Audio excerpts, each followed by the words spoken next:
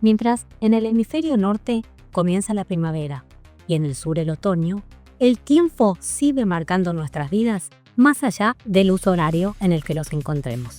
Argentina, a pesar de su extensión territorial, no enfrenta el dilema de múltiples usos horarios, aunque la hora oficial ha sufrido diversas modificaciones. En el 2009, la hora oficial argentina quedó fijada en GMT, la hora oficial de Greenwich, menos 3 horas. Sin embargo, la historia del estándar para medir el tiempo no es lineal, sino que ha estado atravesada por intereses políticos, necesidades prácticas y una constante tensión entre poder y conveniencia. Como un ejemplo de la historia de los consensos globales, podemos ver que el ferrocarril fue uno de los grandes catalizadores de la unificación horaria. Antiguamente, cada ciudad regulaba el tiempo según su propio mediodía solar. La llegada del tren impuso la necesidad de sincronización. A lo largo de la historia, razones políticas y económicas han llevado ajustes en los usos horarios. En Argentina, sin ir más lejos, se fue modificando el reloj por distintas crisis energéticas, por ejemplo, durante el gobierno de Raúl Alfonsín y nuevamente en la crisis del gas bajo la presidencia de Néstor Kirchner. El impacto de la política en la adopción de estándares es evidente en la historia. Hay un artículo muy interesante en el último Economist que ilustra cómo las decisiones gubernamentales han influido en la adopción de los usos horarios. Tiene unos gráficos impresionantes, así que lo recomiendo. Como ejemplo, se muestra que China, que tiene una extensión territorial similar a la de Estados Unidos, opera un solo uso horario, en este caso como herramienta de homogeneización territorial. En España, donde estoy ahora, se adoptó la hora central europea en 1940 por orden de Franco para alinear a España con Alemania, y esto pese a que su posición geográfica indicaba una hora de diferencia. La búsqueda de estándares globales. ¿Cómo llegamos desde el ferrocarril a hablar del Bitcoin? A lo largo de la historia, la humanidad ha desarrollado mecanismos para facilitar la convivencia y la cooperación.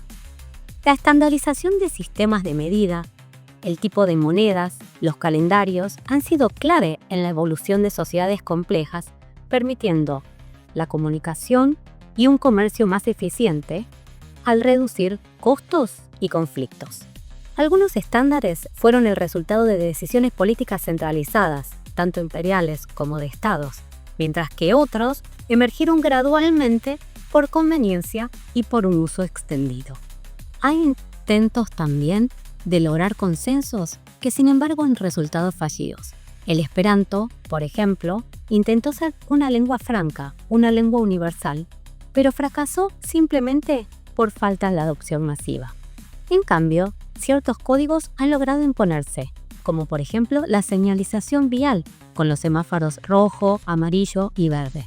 Es un consenso global que evita la negociación constante en cada esquina, en cada intersección.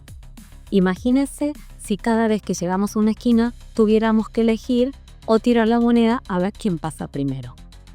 Dentro de este mismo ámbito de la conducción, sin embargo, no existe todavía un registro de conducir universal y las diferencias persisten en múltiples aspectos de la vida cotidiana.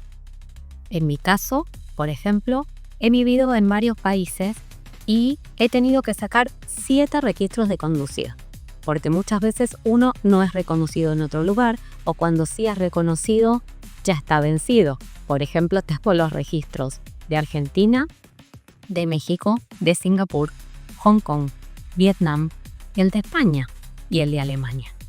En la navegación, por ejemplo, rojo y verde pueden significar exactamente lo opuesto.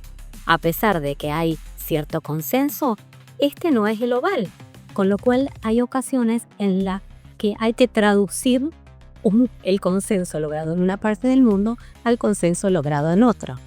En el caso del sistema de balizamiento marítimo, el IALA, este fue establecido en 1957 buscando unificar los criterios de señalización. Pero el mundo quedó dividido en dos, el sistema A con Europa, África y Asia, trazando una división del mundo en dos, y el sistema D, que es el que utilizamos en América, donde derecha e izquierda, babor y estribor están señalados exactamente de la forma contraria. Estamos viendo entonces que los consensos son construcciones históricas que reflejan una tensión entre imposición y adopción voluntaria. Hay casos en que la unificación no es viable. En ellos, la interoperabilidad se vuelve entonces la alternativa. Por ejemplo, en el transporte se han desarrollado mecanismos para conectar redes ferroviarias con distintos anchos de vía, distintas trochas, la estandarización de medidas, calendarios y tecnología. Si te preguntaste cómo llegamos a ponernos de acuerdo a lo largo de la historia en cosas tan básicas como la comunicación, las señales, los idiomas, entonces te preguntarás especialmente en este momento cómo vamos a hacer con la tecnología. Vamos a ver ahora la estandarización de medidas, de calendarios y de los que nos toca hoy en día, la tecnología. En la antigüedad, cada región tenía sus propias unidades de medida, lo que obstaculizaba el comercio y la ciencia. La unificación llegó con el sistema métrico decimal en el siglo XVIII, reduciendo así las fricciones en los intercambios globales. En Europa, hoy en día en el etiquetado coexisten el sistema continental con la libra o el sistema imperial. Esto demuestra que la estandarización rara vez es absoluta.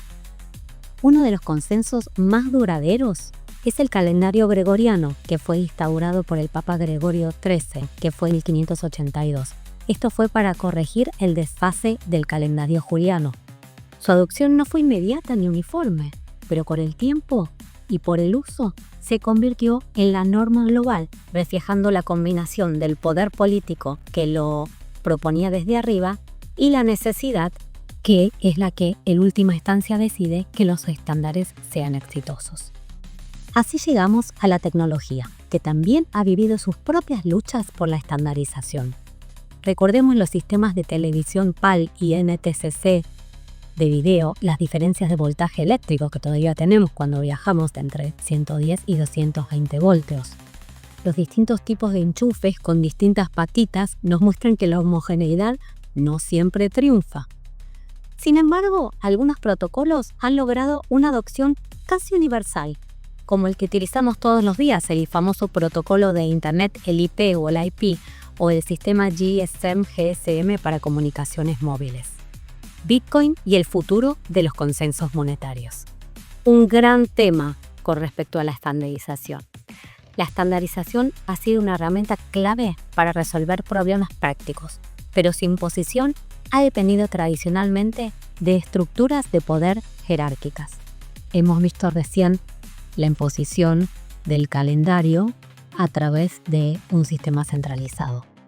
También hemos visto la hora como un gran homogeneizador, por ejemplo, en China o para territorios bastante extensos. Bitcoin propone una ruptura con esa lógica. Bitcoin es una moneda descentralizada, sin autoridad jerárquica, que para muchos observadores se va estableciendo como un consenso financiero global más.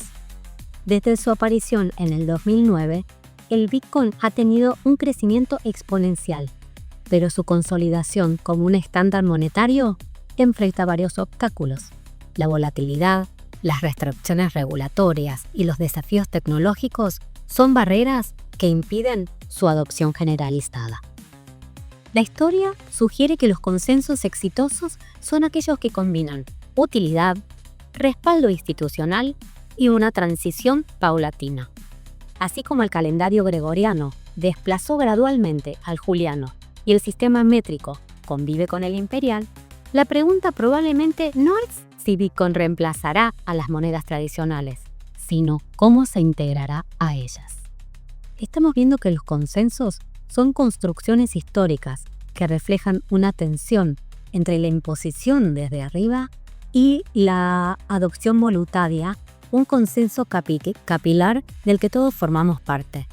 Hablaremos ahora de el futuro de la estandarización. La estandarización del tiempo, de las medidas, de las unidades monetarias y de los sistemas de información responden a una búsqueda de eficiencia pero también de poder. La pregunta sigue abierta. En un mundo cada vez más interconectado, ¿seguirá predominando la imposición centralizada de estándares o están emergiendo nuevos mecanismos descentralizados? Como siempre, la historia y la política tendrán la última palabra. Gracias. Soy Juliana Montagui.